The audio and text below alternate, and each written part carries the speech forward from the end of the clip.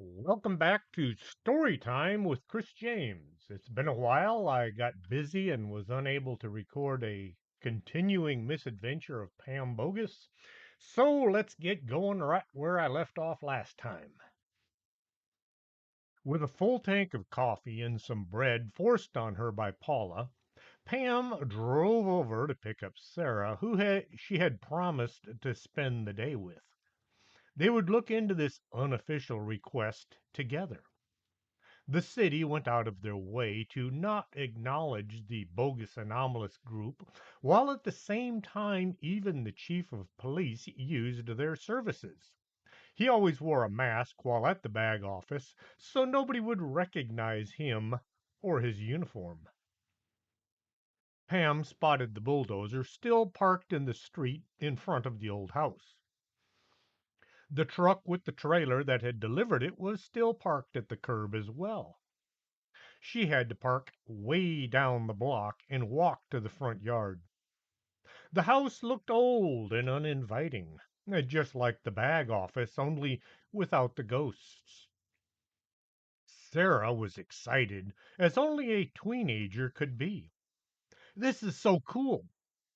I hope we don't get kidnapped again. We weren't exactly kidnapped, only detained for a few minutes. The Puckwudgies had tried their best, but they were no match for a hysterical tween. Pam walked up to the porch as she fished the key out of her pocket. The officer who had delivered the file had given her the keys as well. The door was just a memory, but somebody had put a piece of plywood in its place, along with hinges and a hasp with a lock. Pam got the lock unlocked and out of the hasp. The door swung open, revealing dust and dirt and all things found in old musty houses. There were a set of footprints going back and forth through the dust. Sarah looked around, hoping to see a ghost or two. How long since anybody lived here? Pam had skimmed over the file before coming. It said the last owner died about 50 years ago. The house sat in dereliction proceedings until it was absolutely certain nobody was coming to claim it. Wow, 50 years. They sure took their time as Sarah moved from room to room, looking for any paranormal activity. More like they had better things to do. Pam looked around the rooms. She spotted the basement door. It was laying on the floor next to the stairs going down.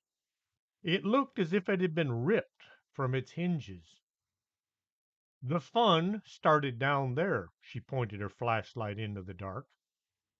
They took turns allowing each other the honor of going first.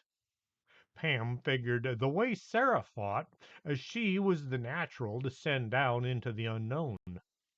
Sarah, who was more surprised by her fighting skills than anyone, still lacked some of the courage to venture into dark places without a few people between her and any danger. So Pam went first with Sarah pressed into the back of her jacket. The basement was far colder than the upper parts of the house. In the center of the dirt floor was what had been an old trunk. If an elephant had managed to descend the stairs and for some unknown reason decided to try squeezing into the trunk, this is what it would have looked like. The thing was completely destroyed. Pam got her phone out and took pictures. Sarah posed for several. They did two selfies just to prove they were still kids. I don't see much that says what's going on here. Pam looked around the basement, but found nothing. Maybe it was a demon trapped inside the trunk and Mr. Enslinger released it. As Sarah picked up a piece of what was left of the trunk. Entslung. His name was Entslung, and as far as I know, demons can't be locked in trunks. Pam felt kind of an expert on demons after battling a few in the last several months. You can trap them in books, but not trunks? Sarah found this a non sequitur as she looked at the fragment in her hand. What is this black stuff? Pam looked at the item in Sarah's hand. It looks like tar. Maybe weatherproofing. Oh, Sarah dropped the piece. Ick. We already battled a demon. It has to be something else. Pam thought about the frost demon. Make that two demons. She aimed her flashlight around to be sure they were alone. Sarah used her camera to take photos of everything. Well, let's look upstairs. Maybe we'll find something of use. Pam turned for the stairs, but stopped so Sarah could run up before her. Sarah didn't much like the idea of being down here alone or last. They poked around the living room looking for any obvious signs of what had happened. The telephone was nearly as old as the one at the office. Sarah turned to Pam. Use your superpowers. I don't have superpowers. I just can see ghosts and talk to them. To Pam, this was more of an ordinary thing now. To Sarah, this was magic or insanity. Then ask the ghosts. Sarah sounded just a bit disappointed. There are no ghosts to ask, Pam stated. But this place looks haunted. And now Sarah was sounding let down quite a bit. Pam walked over to the staircase. Upstairs? And up they went. There were two bedrooms. One had a bed and the other didn't. It contained an old rocking chair and not much else. Would this make it a sitting room instead? Sarah looked around. Did you notice there's no bathroom? Where did they go? Pam had already figured it out. Outhouse. They had to go out in the backyard. Oh, icky. You mean like in a hole? That's nasty. As Sarah imagined having to do such things outside. What about when it rained? Well, this house is over 100 years old, and it's not in a fancy neighborhood like the office. Pam looked at an old pair of undies laying on the floor. The top drawer stood open, showing a collection of old clothes. The bed had been made a long time ago. I wonder why nobody ever broke in and stole everything, she asked Sarah, knowing Sarah didn't have the answer. The room, with the rocker, had a side table holding just one book, a Bible. She sat in here and read. Pam looked over her shoulder. Or she went in there and slept. Next to the bed sat an old walker. How do you know it was a she? Sarah wanted to learn all there was to being a paranormal detective. All the clothes are women's. Oh, Sarah looked around. Do you have her name? Miranda Spunkmeister. No known relatives. She was listed as the resident, but there's nothing that says how she paid her bills or how she ate. Pam looked around. She died and went on to wherever she needed to go. She didn't come back as a ghost. Sarah opened the closet. Looks like she was a nun. She showed Pam the habits hanging in a row. Or she liked playing dress up. All the habits were solid black. Pam wrote down anything that might be relevant or irrelevant but possible. Sarah took more photographs. Once they'd looked into everything and anything, they walked out to the front porch. Pam locked the door. I guess we should try to find out which church she belonged to, or would it be in order? She'd have to ask around. Sarah said, there's a church at the end of the street. Why don't you ask there?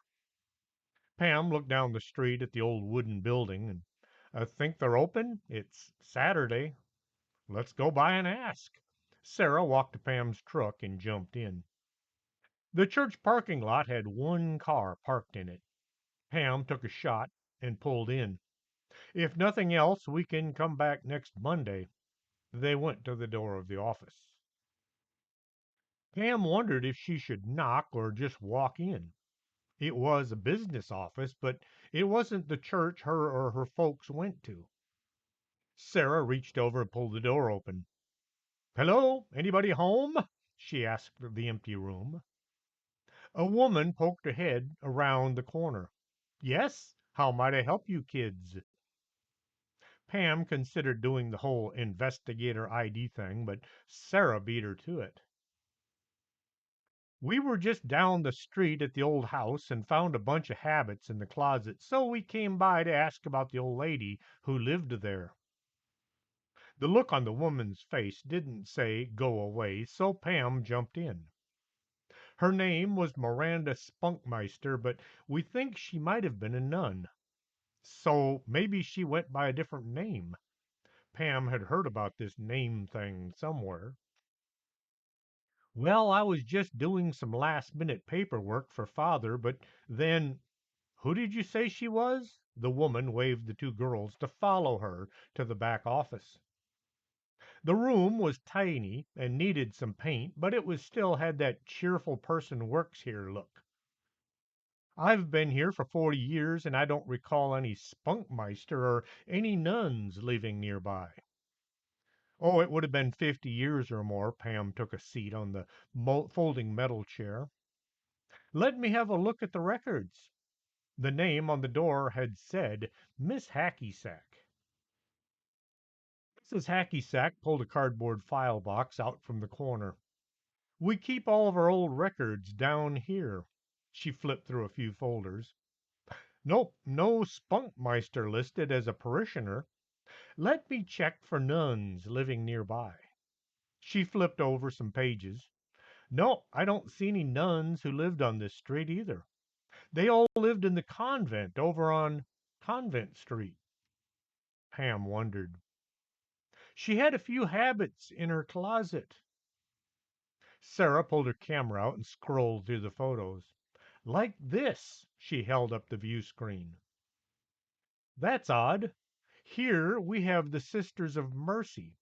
That looks more like a European habit. Mrs. Hacky-Sack looked interested. I don't recognize this one. Let me ask around. Pam pulled out her business cards from her purse. Here's my phone number if you find out anything. Susie had had them printed up, and Pam seldom used them. She mostly forgot and would write her number on torn pieces of paper. Back on the road, the two were at a loss as to what to do next. Sarah dropped a question on Pam. Do you think Santa Claus is real? My mom says yes, but Sandy says it's just childish nonsense. Pam had to consider her answer. She could say that she knew for a fact he was real, but then, knowing Sarah, she'd have to explain the answer.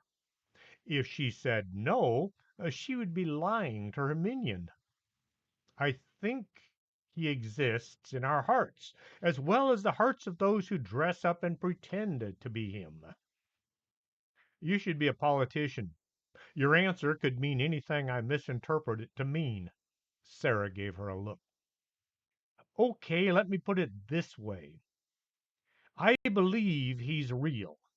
I know he's real, but you'll have to take it like that. Have you finished your Christmas shopping? Not yet. I need to get something for Mom, but I don't know what. Sarah had accumulated a lot of money over the years. Whereas Sandy would get money from her father and spend it, Sarah saved her cash under her mattress. She had quite a pile. In fact, her mattress was beginning to bulge right in the middle. How about a book? A sweater? A scarf? A dog? As Pam would throw out suggestions, Sarah would knock them out of the sky. A phone? Jewelry? Perfume? Socks? With no ideas, seeing a glimmer of hope as the motherly Christmas presents, they took off for the mall in hopes of finding inspiration. Pam found a parking spot in just 2 minutes. It was as far from the building as you could get and still be considered to be at the mall. But they were going to be doing some marathon walking anyway, so what was a few extra miles? A plane came in for a landing, causing them both to duck. They began the long trek to the front door. Well, side door. As they walked, they had to dodge the occasional vehicle piloted by a man or a woman intent on finding a spot within a few feet of the doors. Some were so intent on looking for parking they paid no attention to driving. Horns and voices filled the air. Sarah began to look in all directions.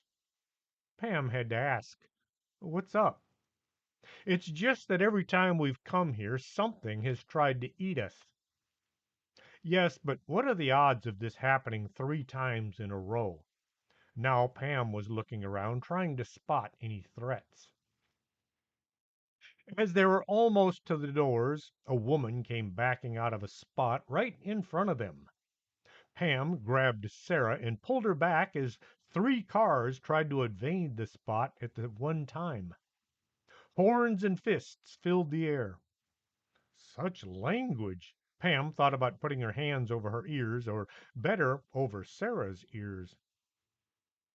Pam spotted the Salvation Army bell ringer as she was about to pull the door open.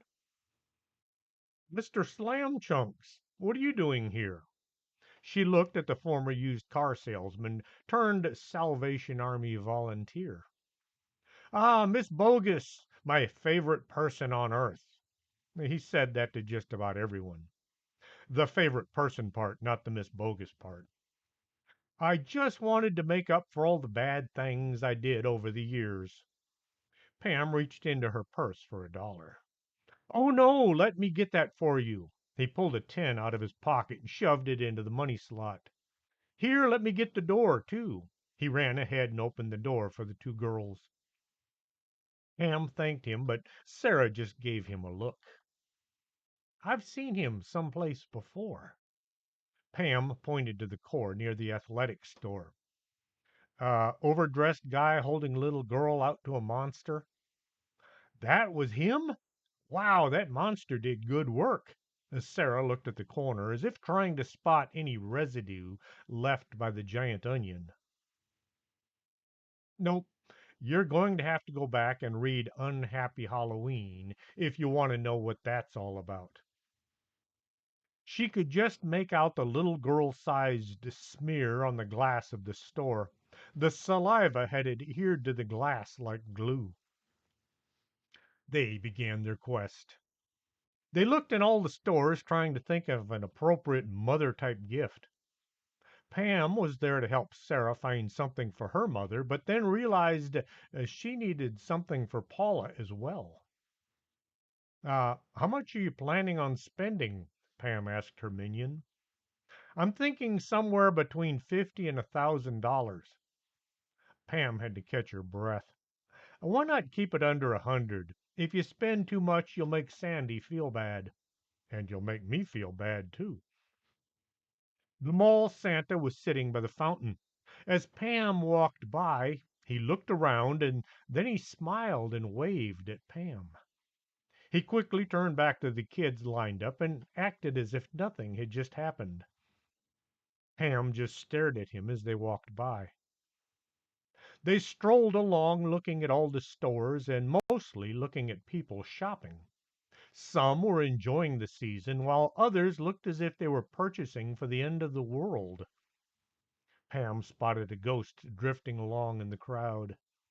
She quickly moved to the opposite flow of traffic, pulling Sarah along with her. She got in front of the ghost. Trying to act as if she were speaking to Sarah, Pam said, "Excuse me, sir. You do realize you're no longer one of the living, right, sir?" The ghost looked at Pam as if she were crazy. "Why, of course. I'm just enjoying the season. I always love this time of year." He passed right through the 2 students. Sarah let go with a shudder. "Wow, something cold just passed through me." She looked at Pam. "One of yours?" "Yes, a ghost shopper." Pam got them back to the other side of the concourse. They passed a computer store, followed by a gaming place. Next came a comic book store. Pam was already going to the next shop when she turned around and went back. Sarah at her side asked, "What? You're going to buy your mom a comic book?" "No, I just want to check on something." She squeezed through the door as a group of millennials all tried to exit at once. Sarah had to grab Pam's belt to keep from being swept away. Inside was a mix of 20 somethings all acting grown up and older folks trying to relive their childhood. Pam moved over to the front counter. An older man was busy flipping through the latest installment of radioactive black belt hamsters. Pam got his attention. "I'm looking for an action figure. It's called the Beast Lord Grub of the planet Excelsior." He looked at Pam. Then he looked at Sarah. He looked over his shoulder to see if anybody was eavesdropping. In a whisper, he said, "The Beast Lord Grub? Are you sure? I haven't heard anyone looking for that one in years." He did the look around thing again. "I want it for a friend." Pam wondered if that was stretching the truth too much. Funny, it was just around this time of year, maybe 10 years ago. Some kid called asking for the Beast Lord Grub of the planet Excelsior. He sounded desperate. "I just thought I'd check. Oh, by the way, about what do you think it could cost if you happen to have one?" The guy behind the counter looked up at the top of his eyelids and he scratched his head and then he pulled out a tablet. After hitting too many buttons, his eyes got wide. "Uh, 35,000, just as a guess." Ham was impressed. "How come so much?" The guy looked left and then right. When the Beast Lord Grub of the planet Excelsior action figure came out, they only made one run at the plant. Then the warehouse caught fire and burnt down. At first, everybody believed there were none left, but one popped up on the market about 15 years ago. It was in Russia, but some guy bought it and had it shipped over here. Then he fell on hard times and he had to sell off his collection. The Beast Lord Grub was auctioned off and nobody knows where it went from there. "Oh, okay, thanks." Pam was about to go. "Wait, if you locate it, let me know. I'll give you." He opened his wallet and counted the contents. He then pulled out his checkbook and looked at the balance. Um, 50,000? No questions asked." Pam couldn't believe Santa would spend so much money on just one kid. "I'll keep you in mind." She turned for the exit, and Sarah just followed in her wake. Sarah got up on her toes. "What was that all about?" "I'd tell you if I could, but I swore I'd keep it a secret." Pam turned for the end of the mall. Sarah was impressed that Pam would keep a secret so well, and she was upset that she would keep a secret from her. Around noon, Sarah began looking as if starving to death was in her immediate future. The smell of fried things filled the air. Pam looked at the front food court. Uh, should we eat here or try someplace less crowded?" The court was at capacity. Sarah looked from one kiosk to the next. "Oh, look, Chinese food. No, wait, they have pizza. How about burgers? No, wait, Chick-fil-A." Pam got in line and waited to place their orders. When it was her turn, she looked at the menu and then at the girl by the cash register. "Jackie, what are you doing here?" It was Jackie Springheel. She looked so different. "Hey, Pam, I don't actually work here. You know Carly, the girl with the braces? Well, her mom had to go to the hospital, and Carly had to stay home and keep an eye on her younger brother. Well, she was supposed to work today so she could earn money for Christmas, but since she couldn't, I said I would fill in for her." "And the manager let you?" "Of course. It was the best thing for Carly, and they didn't have to reschedule anyone." Jackie gave Pam a big smile. Okay. Pam placed their order. They began circling the tables, looking for one not occupied by kids using their phones or just chilling or people taking a break from shopping. They finally found a table that wasn't too sticky and had very little wobble.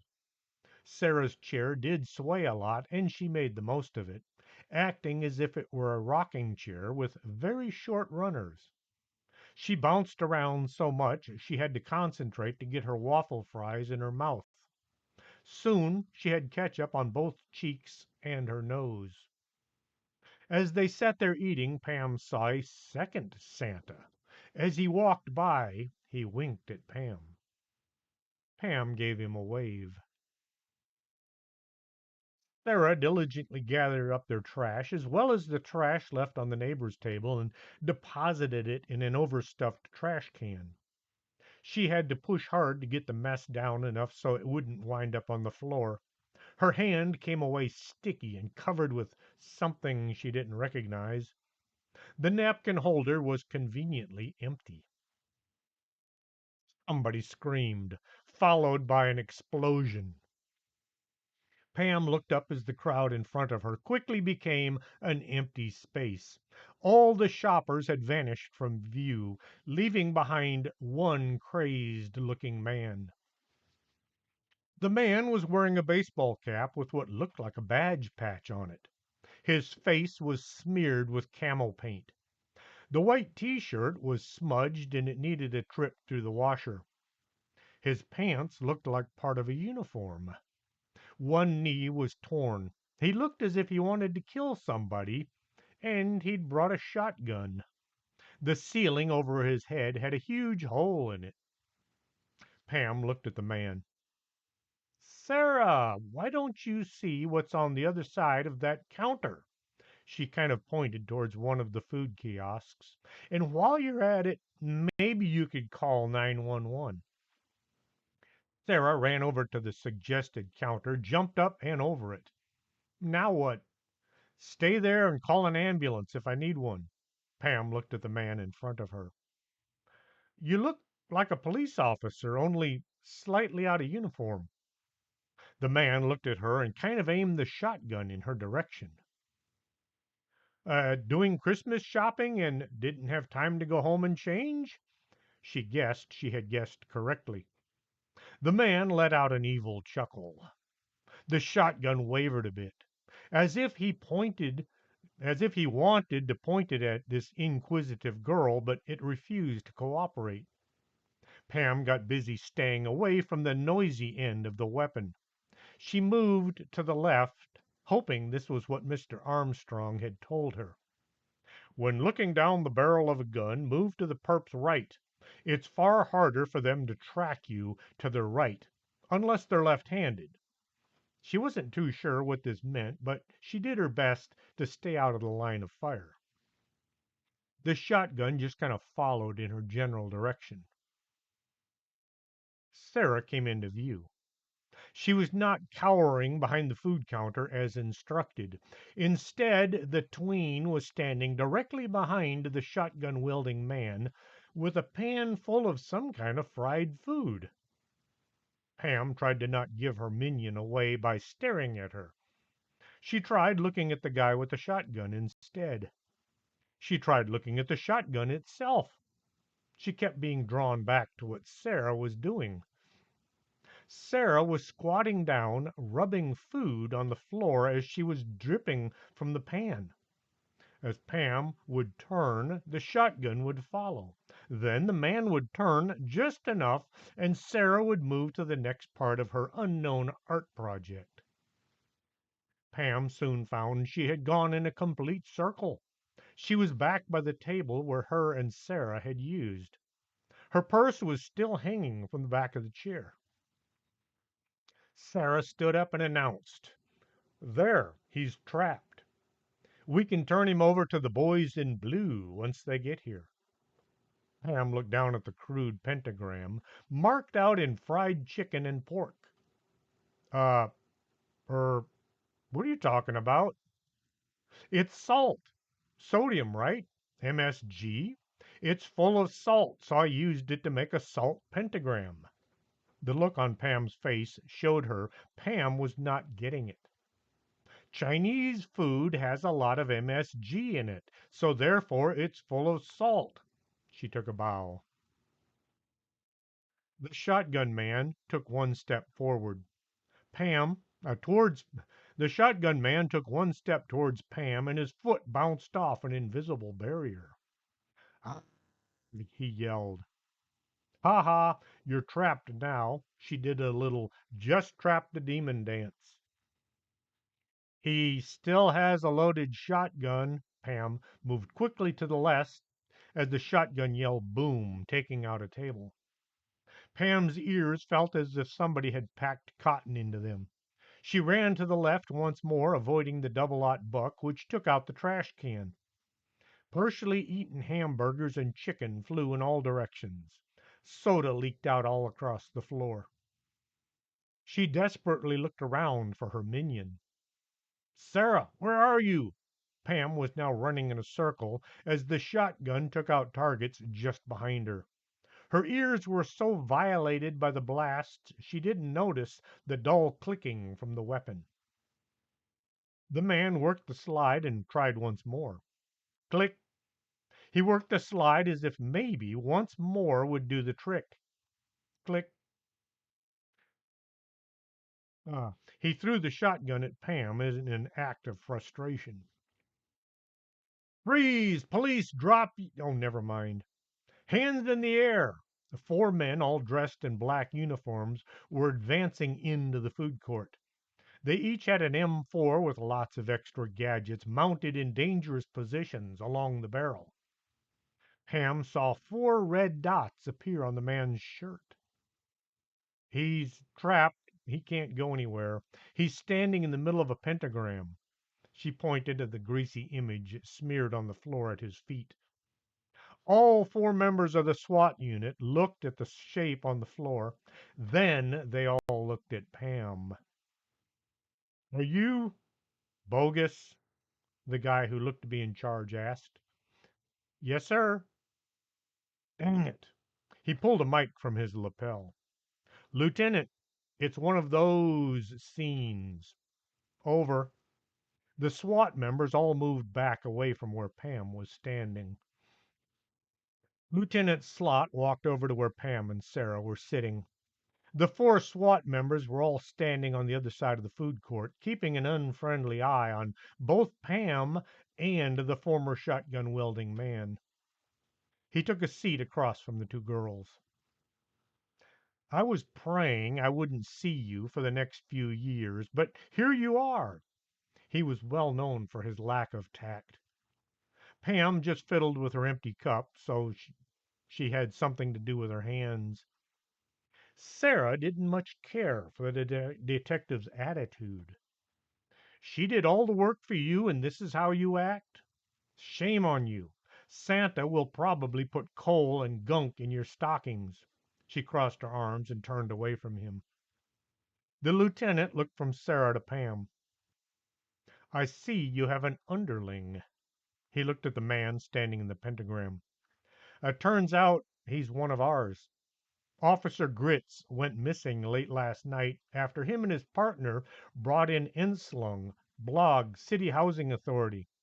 The lieutenant pulled a notebook from inside his pocket. Word on the street is we're having a repeat of this nastiness from back in June. I understand you had a lot to do with that as well." One of the SWAT guys had spotted a coffee pot that was full and unattended. He ambled over and filled a cup. When he saw the lieutenant was giving him a look, he aimed the pot in his direction as if asking, "You want some?" The barely perceptible nod got the officer to bring the lieutenant a cup of coffee. Sarah spoke up. "Don't forget us. We did all the work, so coffee all around." She all but ordered the officer. The officer was not in the habit of taking orders from tweens, but this was one of those cases, and bad things happened in those cases. Careers were destroyed. Assignments were handed down that nobody wanted. PD doesn't do paranormal, was the mantra. He filled 2 cups and went so far as to bring the cream and sugar for the 2 young ladies. The lieutenant looked around the deserted shopping mall. Here's the deal. No one knows he's one of ours.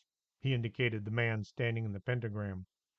We already started the story. He's just some wannabe dressed in police uniform and hat. He looked around some more, uneasy at what he was about to ask.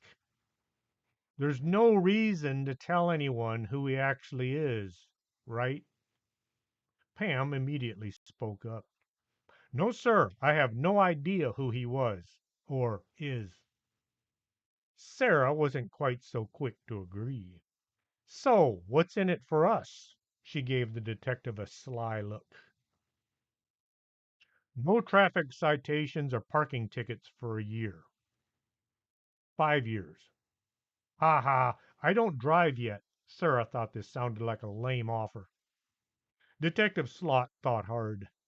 So, what would you consider being a fair offer? He hated negotiating. Just then, Lieutenant, look! Officer Grits was now slumped to the floor. A huge black cloud filled the space contained inside the sweet and sour chicken and pork pentagram. Pam leaped to her feet and ran to the very edge of the drawing. She reached in and grabbed the officer and yanked him clear of the greasy impression. She pulled the upwards and outwards so his feet didn't make contact with the marks on the floor. His being somewhat large and her being very much on the small side, he came out and over and on top of her. Pam crashed backwards into the trash can that had taken some of the buckshot. The SWAT members all had their rifles up, aimed at the black cloud, now searching the limits of its prison. Red dots squiggled and gyrated on the unsteady target. Lieutenant Slot helped Pam back to her feet. He then prodded Officer Grits with one foot. Where am I? What did you do with my shirt? I swear the guy had a gun, or a sword, or something. Sarah patted Pam on the arm. That's not good. The grease forming the pentagram had burst into flames.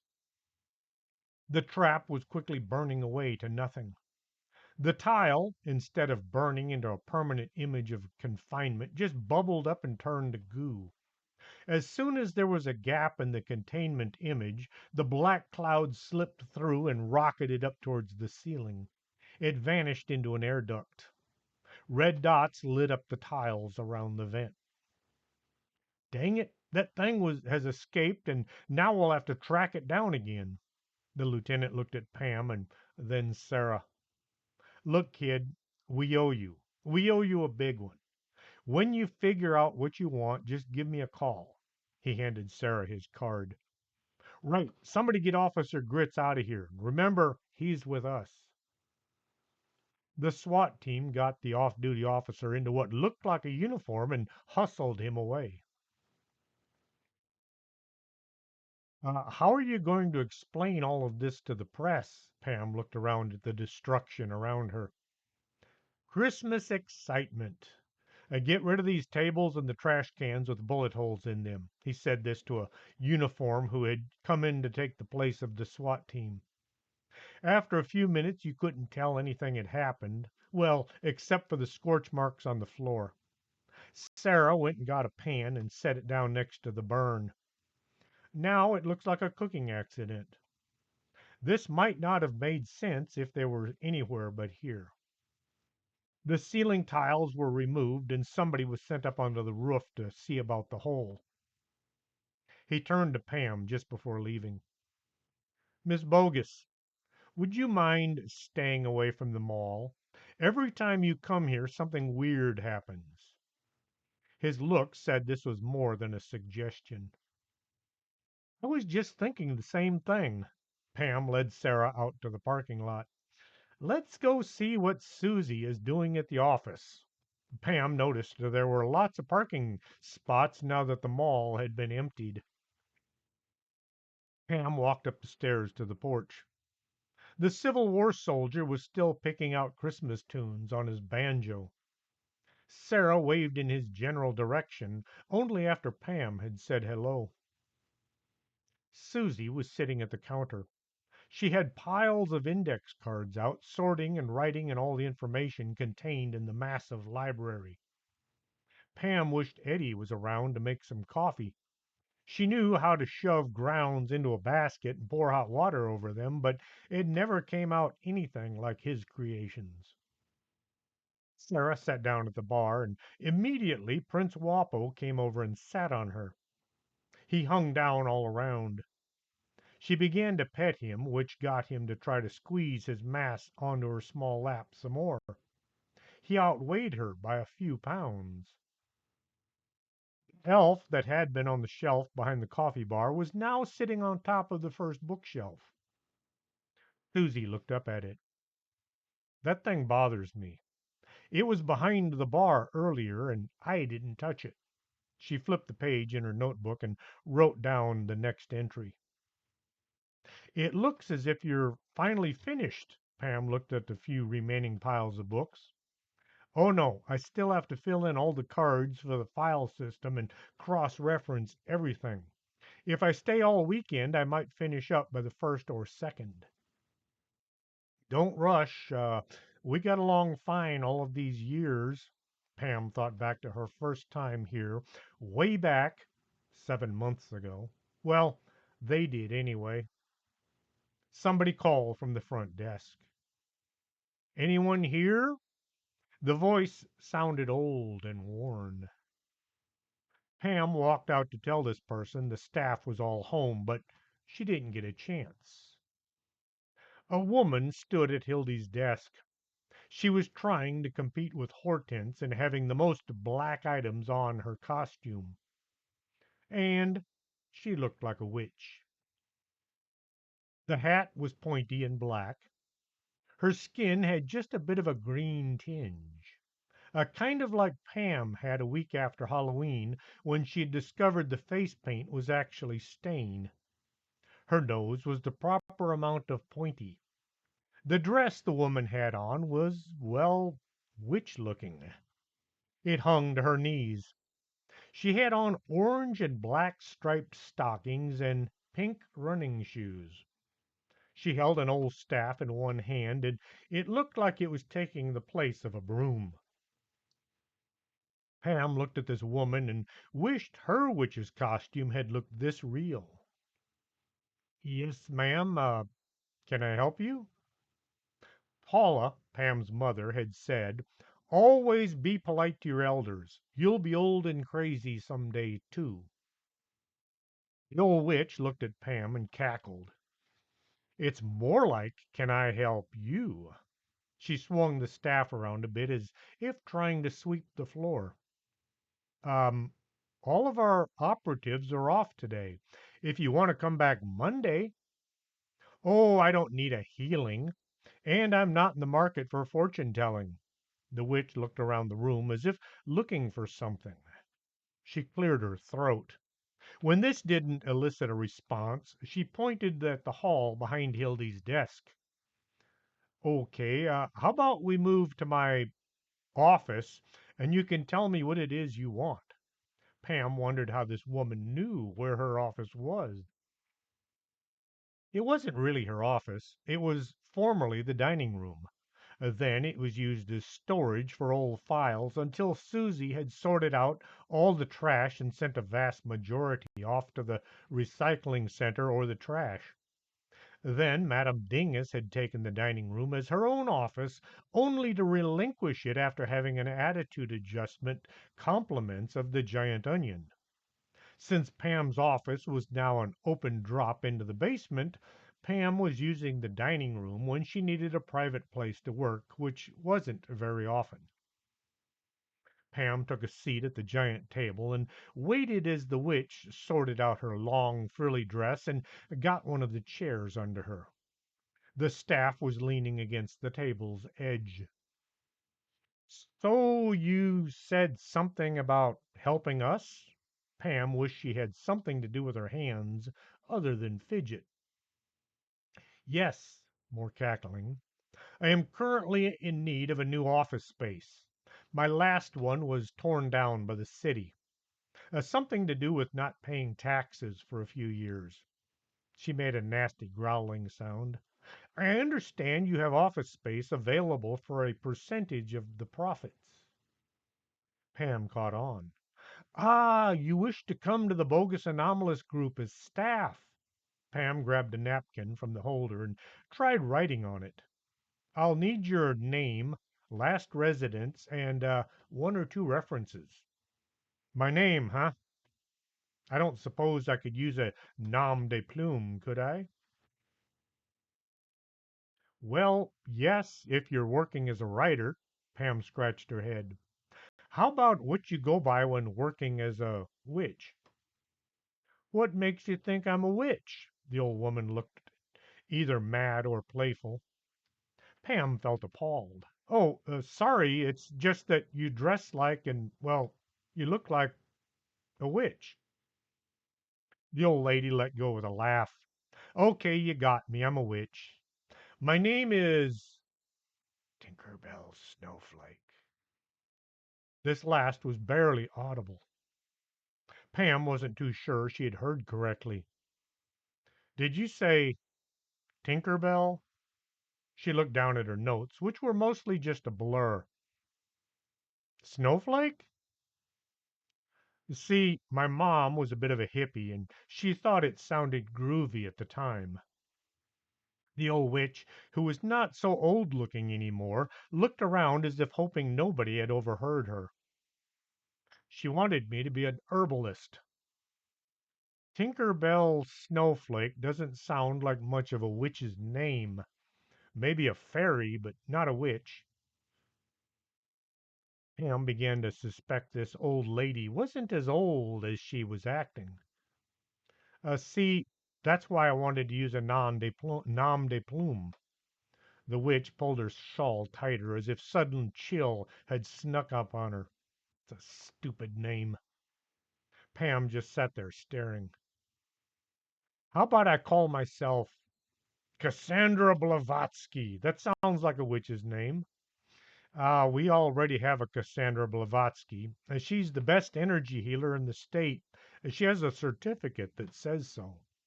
Pam wondered how you went about being certified as the best energy healer.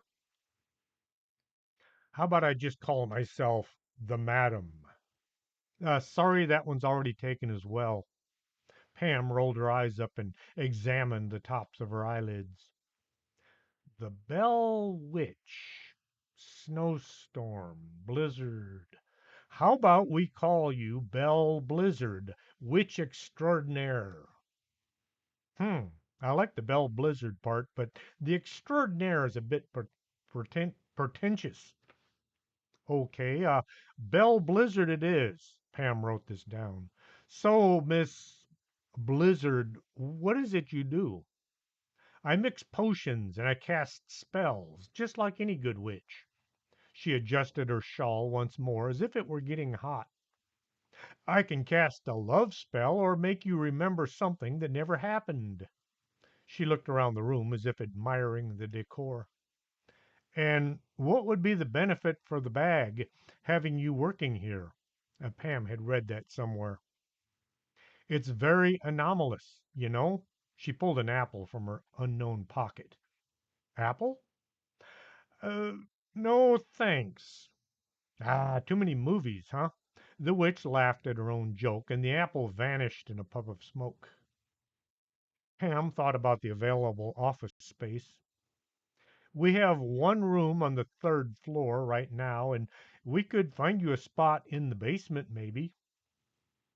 Rodney Carbuncle was finally finishing rebuilding and repairing the houses in Pam's neighborhood.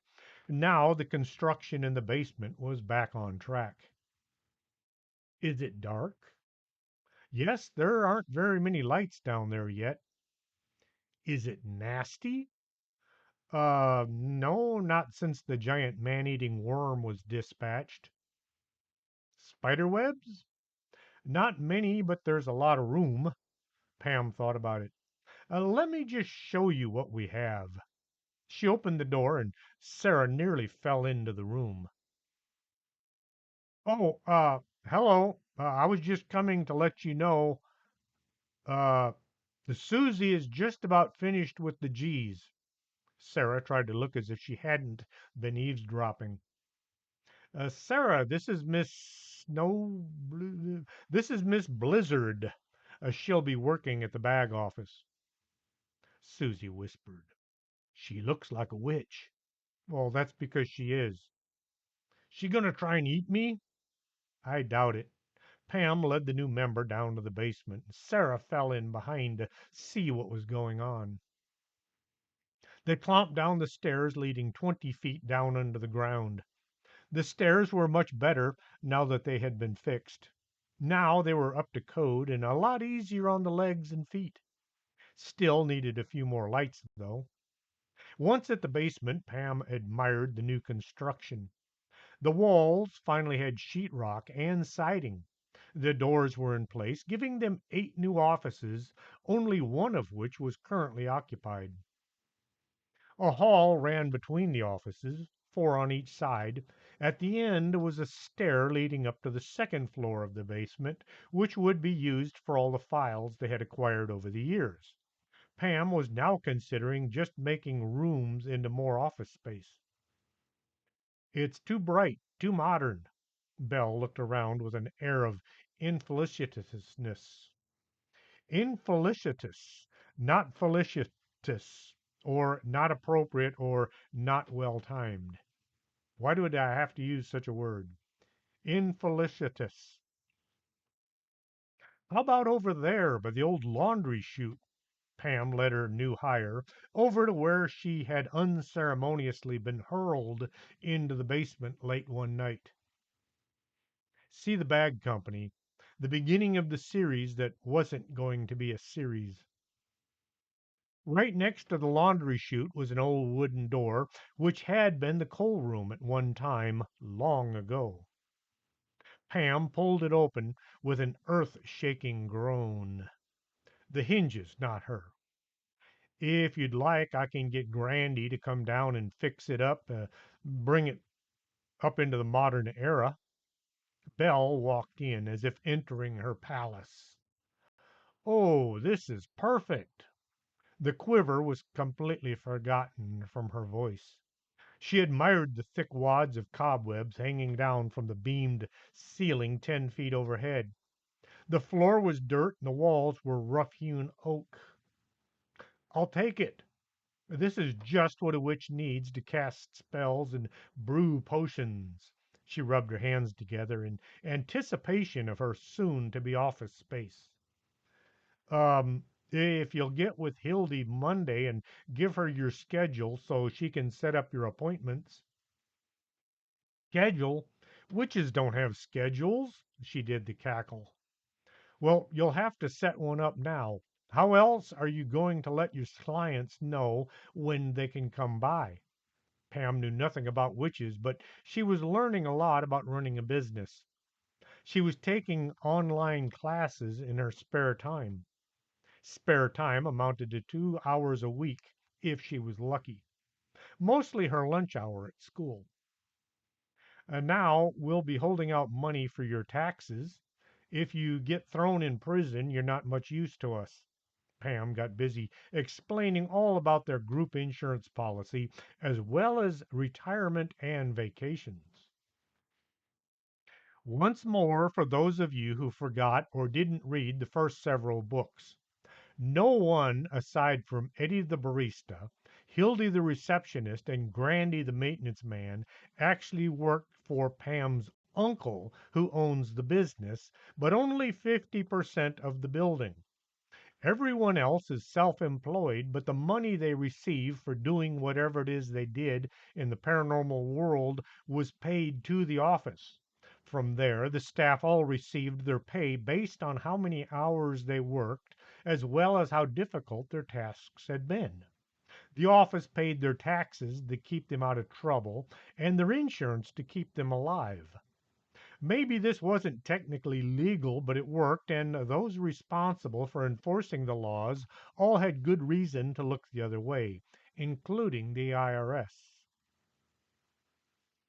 Pam had Belle sign the edge of the napkin. She'd forgotten to grab the joining the staff forms. She then got busy explaining about electronic devices and of which the witch had none. Then she invited Belle upstairs to enjoy a cup of coffee before remembering Eddie wasn't there. They tromped upstairs and into the library. Sarah came to the rescue. I'll get the coffee going. She had tried Pam's coffee and figured she could do a much better job. She sure couldn't do any worse. Belle sat and stared at Wanda. Wanda sat and stared at nothing, still thinking about something. Prince Wapo came sauntering in and jumped up onto the coffee bar. He made a beeline for the witch. Once he was right in front of her face, he just sat there and purred. What a beautiful cat. Is he someone's familiar? That's the prince, and he's his own boss. Pam thought a second. No, I think he's everyone's boss. He's the only staff member unpaid who has his own elevator. Pam left a note for Hildy to get with Belle about her schedule, and then she took Sarah and headed for home. Chapter 4 Sunday. The table was full for a change. Al, Pam's dad, had invited the Bellums to come over for lunch. He was grilling some hamburgers and hot dogs on what was left of the barbecue pit. A set of plans hung from the beam over his head. The new pit was due to be finished soon, if it ever got started first. As the adults all settled in to discuss adult things like the weather and the price of gas, Sarah remembered she still needed a mom gift for Christmas. I think you could maybe take me over to the shopping center to see if I can find a gift, she asked Pam. Pam still needed something as well. They told their folks they were going shopping and headed out, making plans to avoid the mall at all costs. The local shopping center was a bit run down. It looked better after the July blizzard, but still it needed an overhaul, a facelift, and maybe torn down and replaced. Pam pulled into the parking lot, looked for a spot not occupied by too much trash and well away from the campfires surrounded by beer drinking, cardboard sign waving vagrants. A woman with too many tattoos started eyeballing Pam as if maybe she was a good mark, but gave it up when she noticed her beer can was still full and in need of emptying. The two girls walked to the first storefront and looked in to see what was offered. Nail studio. How about we buy our moms a nail makeover? I don't know. All the people working here look dangerous. The nail technicians looked more like motorcycle gang than fingernail artists. That, and they were all wearing masks. The next store was an insurance office offering insurance by the hour. They went in the antique store to see if there were any cool old things in need of purchasing. Pam soon realized the antiques were all made in the last decade and mostly in need of staying in their shelves. The health food store sold soda and snack food. They soon found themselves standing in front of the last shop. The sign said collectibles, but under the sign was a smaller one that said by appointment only. The windows were all covered with paper from the inside, making viewing impossible. Just as Pam was about to guide Sarah back to their pickup, the door swung open and a man came running out, laughing maniacally to himself, clutching something to his chest. The door stayed open, stuck in place by the sidewalk. Pam looked in. The place was dimly lit, but the shelves were filled with collectibles. There were dolls and doll accessories. There were model cars and things to build your own model cars. There were row after row of comics. Sarah stuck her head in to get a better look. "It says by appointment only. Can't you read?" a burly, corpulent man standing behind the counter said in a most unfriendly voice. "Oh, sorry, we were just—" "Why don't you ask them about that thing you were looking for?" Sarah was still mostly inside the doorway. "Uh, how would I go about getting an appointment to see what y'all have?" The evil-looking man behind the counter gave her an unfriendly look. Only one eyeball was pointed in her direction. The other was busy following a moth that was flying around near the ceiling. "You need to ask." Um, can we get an appointment then? Pam was thinking this was a bad idea. "You two have any money?" he asked in an inhospitable manner. Pam pulled her purse around to her front. "I have an ATM card." "Nope, no cards, only cash." Sarah pulled a wad of bills from her pants pocket. "How about this?" She waved the wad in the air, mostly $100 bills. "Sure, come on in." The man's voice still sounded hostile. "And close the door." Sarah walked in as if this were nothing to fear. Pam was a bit more cautious, up until she noticed they had action figures set on the shelves by the back wall. She gravitated to the display and looked at the selection. They had Super Duper Man as well as Sputter Man. They had a Wandering Woman and the Invisible Woman. Pam looked at the box but couldn't see anything in it. Well, she was invisible.